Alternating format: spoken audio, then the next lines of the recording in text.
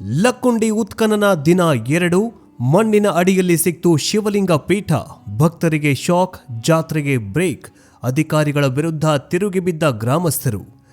ನಮಸ್ಕಾರ ವೀಕ್ಷಕರೇ, ಲಕ್ಕುಂಡಿಯ ಮಣ್ಣು ಅಗದಷ್ಟು ಒಂದಲ್ಲ ಒಂದು ರಹಸ್ಯಗಳನ್ನು ಹೊರ ಹಾಕ್ತಾನೆ ಇದೆ. ನಿನ್ನೆ ತಾನೇ ನಾವು ಹೇಳಿದ್ವಿ ಅಲ್ಲಿ ಉತ್ಖನನ ಶುರುವಾಗಿದೆಗಂತ. ಇವತ್ತು ಅಂದರೆ 2ನೇ ದಿನ ಆಗಿರುವಂತಹ ಇವತ್ತು ಅಲ್ಲಿ ಒಂದು ಅಚ್ಚರಿಯ ದೃಶ್ಯ ಕಂಡು ಬಂದಿದೆ. JCB ಮಣ್ಣು ಸುರಿತಾ ಇದ್ದಂತೆ ಭೂಮಿಯ ಗರ್ಭದಿಂದ ಮೇಲಕ್ಕೆ ಬಂದಿದ್ದು ಚಿನ್ನವಲ್ಲ, ಬದಲಿಗೆ ಶಿವಲಿಂಗ ಪೀಠ. ಹೌದು, ಕಲ್ಯಾಣ ಚಾಲುಕ್ಯರ ಕಾಲದ ಶೈವ ಸಂಸ್ಕೃತಿಯ ಕುರುಹುಗಳು ಈಗ ಲಕ್ಕುಂಡಿಯಲ್ಲಿ ಗೋಚರವಾಗಿವೆ. ಪನಿಬಟ್ಟಲು ಶಿವಲಿಂಗದ ಪೀಠ ಸಿಕ್ಕ ತಕ್ಷಣ ಅಧಿಕಾರಿಗಳ ಮುಖದಲ್ಲಿ ನಗು ಮೂಡಿದೆ. ಆದರೆ ಇನ್ನೊಂದು ಕಡೆ ಗ್ರಾಮಸ್ಥರ ಮುಖದಲ್ಲಿ ಆತಂಕ ಮತ್ತು ಕೋಪ ಕಾಣಿಸ್ತಾಗಿದೆ. ಯಾಕೆ ಗೊತ್ತಾ? ಮಾರ್ಚ್ ತಿಂಗಳಲ್ಲಿ ನಡೆಯಬೇಕಿದ್ದ ಪ್ರಸಿದ್ಧ ವೀರಭದ್ರೇಶ್ವರ ಜಾತ್ರೆಗೆ ಈಗ ಕುತ್ತು ಬಂದಿದೆ. ಎಲ್ಲಿ ಅಗ್ನಿಕುಂಡ ಹಚ್ತಾ ಇದ್ರೋ ಅದೇ ಜಾಗದಲ್ಲಿ ಈಗ ಹೊಂಡ ತೋಡಲಾಗಿದೆ. ನಮ್ಮ ಜಾತ್ರೆ ನಿಲ್ಲಿಸಿದ್ರೆ ಸುಮ್ಮನಿರೋದಿಲ್ಲ ಅಂತ ಜನ ರೊಚ್ಚಿಗೇಳುತ್ತಿದ್ದಾರೆ. ಜಿಲ್ಲಾಧಿಕಾರಿಗಳು ಆ ಏರಿಯಾವನ್ನ ನಿಷೇಧಿತ ವಲಯ ಅಂತ ಘೋಷಿಸಿ ಜನರಿಗೆ ಗೇಟ್ ಪಾಸ್ ಕೊಟ್ಟಿದ್ದಾರೆ.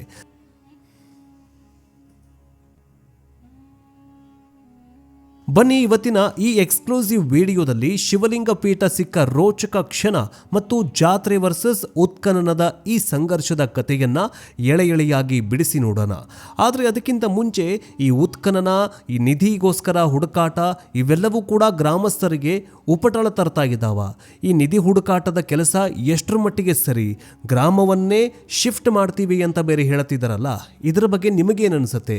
ಕಮೆಂಟ್ ಮೂಲಕ ತಿಳಿಸಿ. ಜೊತೆಗೆ ಈಗ ಮಾಧ್ಯಮದವರೆಗೂ ಕೂಡ ಶೂಟ್ ಮಾಡೋದಕ್ಕೆ, ಚಿತ್ರೀಕರಣ ಮಾಡೋದಕ್ಕೆ ನಿಷೇಧ ಹೇರಲಾಗಿದೆ. ಇದರ ಬಗ್ಗೆ ನಿಮಗೇನನ್ಸುತ್ತೆ? ಕಮೆಂಟ್ ಮೂಲಕ ತಿಳಿಸಿ. ಜೊತೆಗೆ ಸೇವ್ ಲಕ್ಕುಂಡಿ ಅಂತ ಕಮೆಂಟ್ ಮಾಡಿ. ಬನ್ನಿ ವಿಡಿಯೋವನ್ನು ಶುರು ಮಾಡೋಣ. ವೀಕ್ಷಕರೇ, ಲಕ್ಕುಂಡಿಯ ಕೋಟೆ ವೀರಭದ್ರೇಶ್ವರ ದೇವಸ್ಥಾನದ ಆವರಣದಲ್ಲಿ ಬೆಳಗ್ಗೆ 8 ಗಂಟೆಗೆ ಕೆಲಸ ಶುರುವಾಯಿತು. ಪುರಾತತ್ವ ಇಲಾಖೆಯ 20 ಜನರ ತಂಡ ನಿನ್ನೆ ಮಾರ್ಕ್ ಮಾಡಿದ್ದ 10x10 ಮೀಟರ್ ಜಾಗದಲ್ಲಿ ನಿಧಾನವಾಗಿ ಮಣ್ಣು ಅಗೆಯೋದಕ್ಕೆ ಶುರು ಮಾಡುತ್ತಾರೆ. ಸುಮಾರು 4 ರಿಂದ 5 ಇಂಚು ಆಳಕ್ಕೆ ಹೋದಾಗ ಕಲ್ಲಿನ ಒಂದು ವಿಶಿಷ್ಟ ಆಕೃತಿ ಕಾಣಿಸ್ತು. ಸ್ವಚ್ಛ ಮಾಡಿ ನೋಡಿದಾಗ ಅದು ಶಿವಲಿಂಗದ ಪೀಠ ಮತ್ತು ಪಾನಿಬಟ್ಟಲು ಅಂದರೆ ಶಿವಲಿಂಗಕ್ಕೆ ಅಭಿಷೇಕ ಮಾಡಿದ ನಂತರ ನೀರು ಹರಿದು ಹೋಗುವ ಭಾಗ ಸಿಕ್ಕಿದೆ. ಇದು ಸಾಮಾನ್ಯ ಶೋಧನೆಯಲ್ಲ, ಯಾಕಂದರೆ ಲಕ್ಕುಂಡಿ ಕೇವಲ ಜೈನ ಕಾಶಿ ಮಾತ್ರವಲ್ಲ, ಅದೊಂದು ಪ್ರಮುಖ ಶೈವ ಕೇಂದ್ರ ಕೂಡ ಆಗಿತ್ತು ಅನ್ನೋದಕ್ಕೆ ಇದು ಬಲವಾದ ಸಾಕ್ಷಿಯಾಗಿದೆ. ಪುರಾತತ್ವ ಇಲಾಖೆಯ ಅಧಿಕಾರಿಗಳು ಅಥವಾ ತಜ್ಞರು ಹೇಳ್ತಾರೆ, ಇದು ಕೇವಲ ಮೇಲ್ಭಾಗ ಮಾತ್ರ.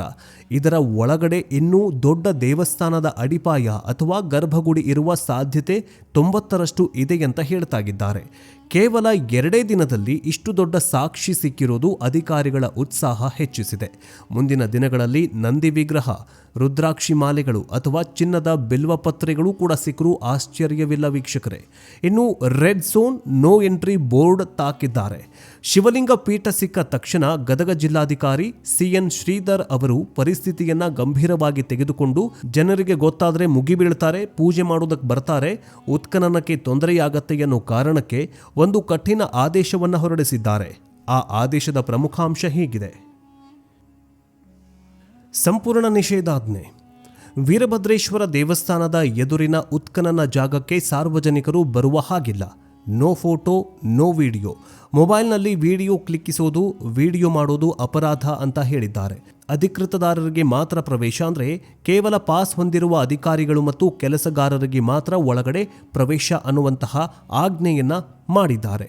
ಲಕ್ಕುಂಡಿ ಪಾರಂಪರಿಕ ಪ್ರದೇಶ ಅಭಿವೃದ್ಧಿ ಪ್ರಾಧಿಕಾರ ಈ ಜಾಗವನ್ನು ತನ್ನ ಸುಪರ್ದಿಗೆ ತೆಗೆದುಕೊಂಡಿದೆ.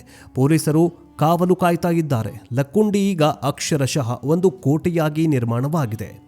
ಒಂದು ಕಡೆ ಇತಿಹಾಸ ಸಿಕ್ಕ ಖುಷಿ ಇದ್ರೆ, ಇನ್ನೊಂದು ಕಡೆ ವರ್ತಮಾನ ಆಚರಣೆಗೆ ಪೆಟ್ಟು ಬಿದ್ದಂತೆ ಕಾಣಿಸ್ತಾಗಿದೆ.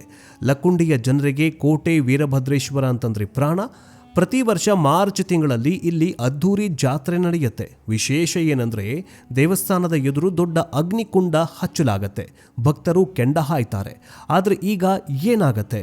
ಸರಿಯಾಗಿ ಅದೇ ಅಗ್ನಿಕುಂಡದ ಜಾಗದಲ್ಲಿ ಅಧಿಕಾರಿಗಳು ಗುಂಡಿ ತೋಡಿದ್ದಾರೆ. ಇದನ್ನ ಕಂಡು ಗ್ರಾಮಸ್ಥರು ಕೆಂಡಾಮಂಡಲರಾಗಿದ್ದಾರೆ.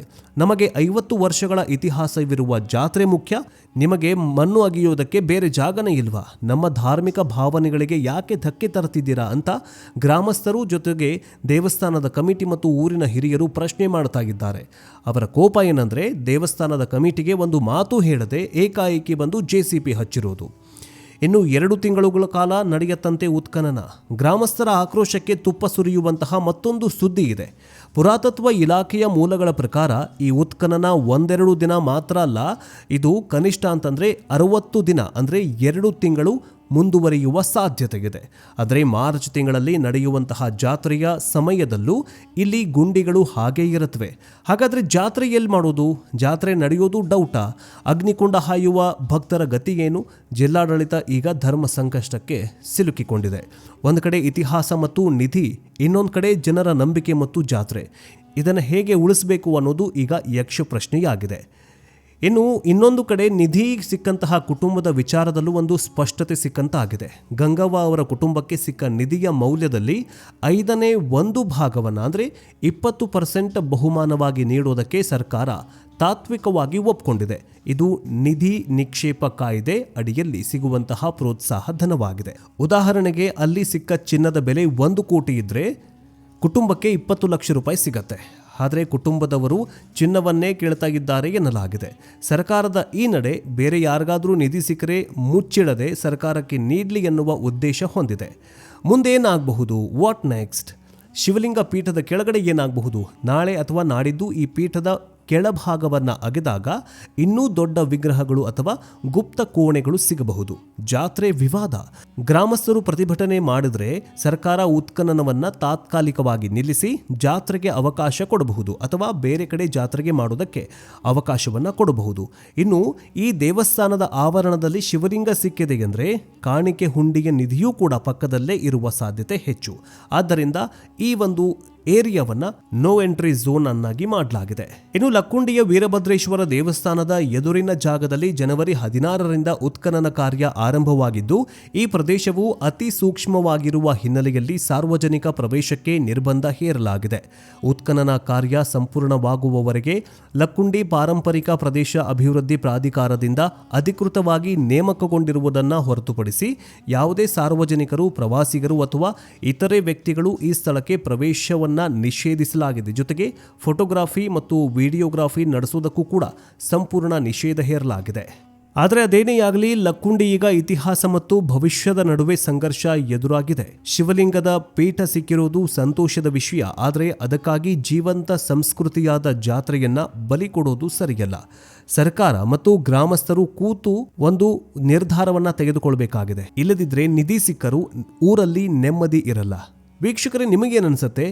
ಶಿವಲಿಂಗ ಪೀಠ ಸಿಕ್ಕ ಜಾಗದಲ್ಲಿ ಜಾತ್ರೆ ಮಾಡಲು ಬಿಡಬೇಕಾ ಅಥವಾ ಉತ್ಖನನ ಮುಂದುವರಿಸಬೇಕಾ? ಪುರಾತತ್ವ ಇಲಾಖೆ ಗ್ರಾಮಸ್ಥರ ಅನುಮತಿ ಪಡಿಬೇಕಿತ್ತ?